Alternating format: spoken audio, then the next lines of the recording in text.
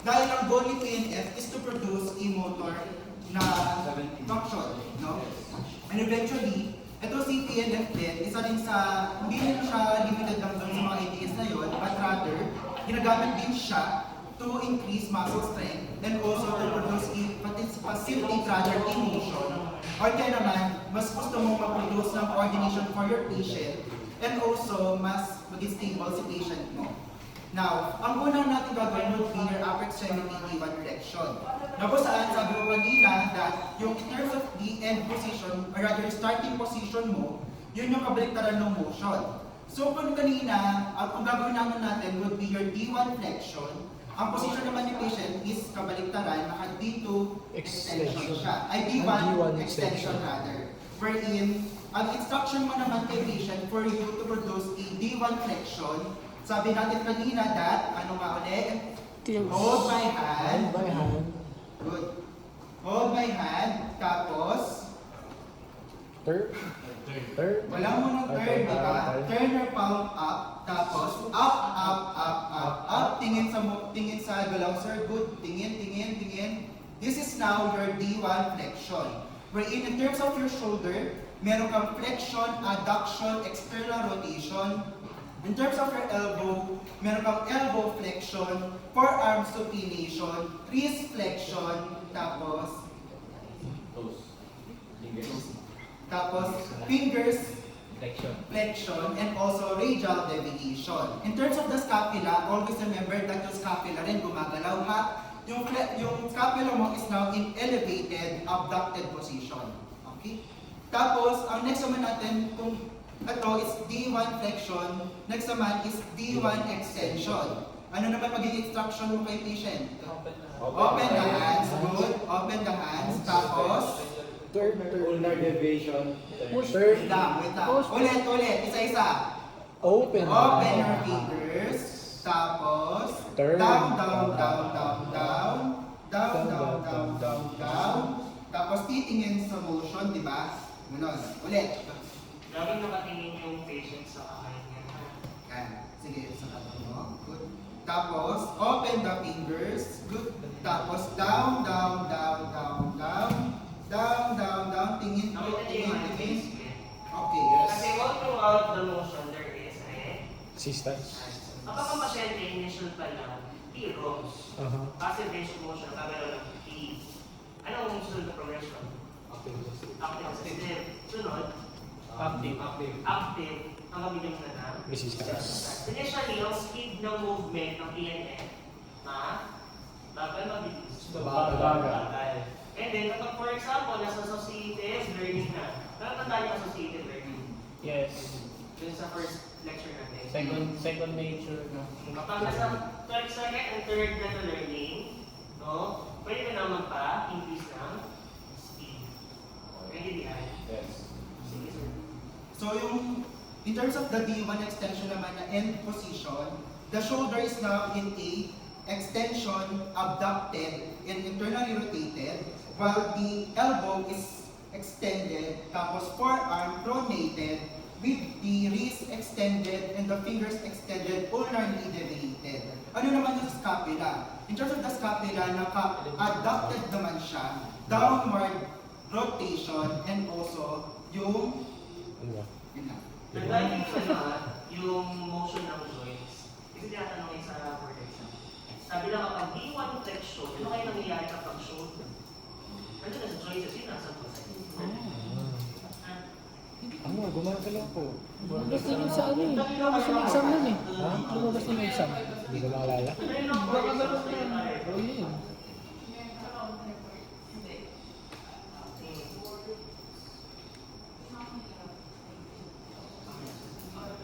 Now, we now have your D2 flexion. Now, for your D2 flexion, ano yung kaninang tinuro ko na instruction nyo for your patient? Starting position, opposite.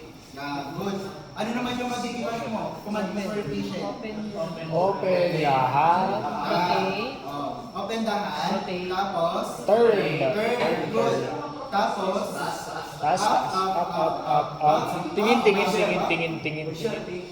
Tingin ka, sir. This is now your D2 flexion. Now for dito flexion, ang end position niya, the shoulder is now in a flexion, abducted, and also externally rotated. While the elbow can either be flex or extended. Tapos for your wrist, extended siya with your fingers extended. Tapos yun. Now, ano naman yung D2 extension? For your D2 extension, ano sabi kong command natin kanina? Close the fingers. Good. Tapos, Turn. turn. Baliktad. Ulit. Close the fingers. Tapos, rotate. Turn. Tapos, Down. down. Tingin. Tingin. This is now your D2 extension. Yes. Okay? Yun lang for your upper extremity. For the lower, So ulit. Bigat. I don't know. Kasi nahihirapan si Al.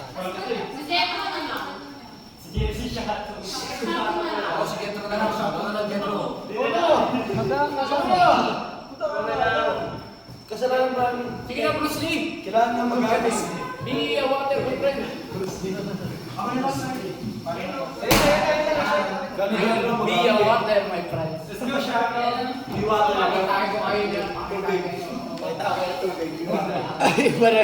Di may Iba yung Bakit ba may papakita mo? For D1 flexion, starting position ng starting position ng pasyente is naka-hip extension, tapos knee extension, and then yung hand placement is dito sa anterior middle ng thigh, and then nasa dorsal surface ng foot dito sa side.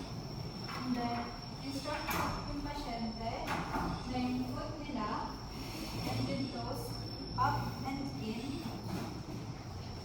Kapag up and in, ito ginagawa ng dorsiflexion and Dorsiflexion. inversion yung end position kapag D1. Dito. Ito ginagawa niya, D1. So una pa namin ibang ginagalaw, distal extremity. So parang sa kamay, kapag po D1 flexion, naka-close ang hand. So unang papaklose ang hand. Dito naman, unang papagalawin ang ankle. O, sige pa. Bend your knees and pull your leg across. So, bale, magiging ganito yung pasyente yung leg ng pasyente. So, for example, ang pasyente, hindi niya mag-gets yung instruction. Ano kayo pwedeng gawin ng PT? Gawin muna niya. Gawin mo yung motion via Passive. passive extension motion. Pwedeng gano'n. So, Walang coordination. pag napakita nyo sa pasyente, instruct nyo na instruct nyo, natin, up. And then nakikita nyo yung hip ng pasyente is flex, and then adducted, externally rotated, and then yung knee is flex, tapos yung ankle, dorsiflex and inverted, tapos ang toes extended. Make sure yung pasyente nyo nakahingin sa extremity nyo habang ginagawa.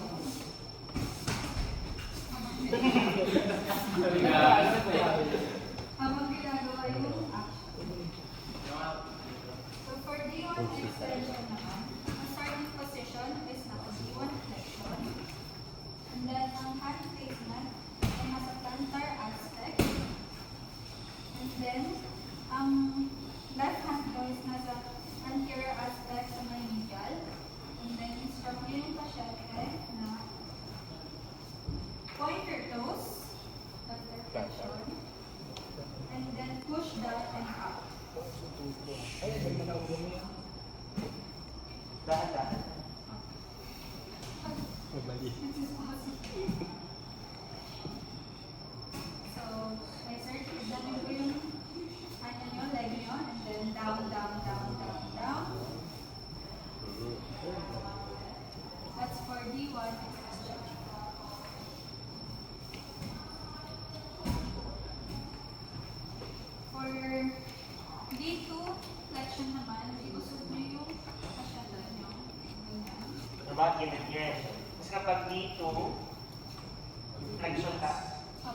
D2 flexion, anong unang posisyon? D2 extension. extension. Nakapag-extend ba ang pasyente? Hindi, nakahiga siya. Ba't siya pa ba? Kaya ginagawa na. Actually, naka-extend na siya. Next one. For D2 flexion naman, ang kamay nyo is nandito sa anteromedial and then nasa dorsal yung other hand nyo. And then instruct yung patient nyo na put your foot and toes up and then lift your leg up and out.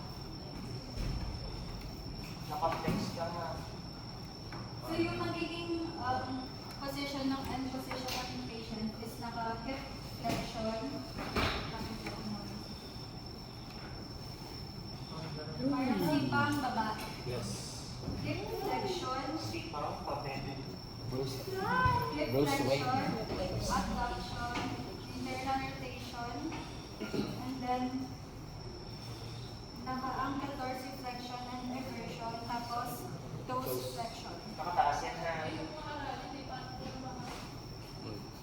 Bakit yan?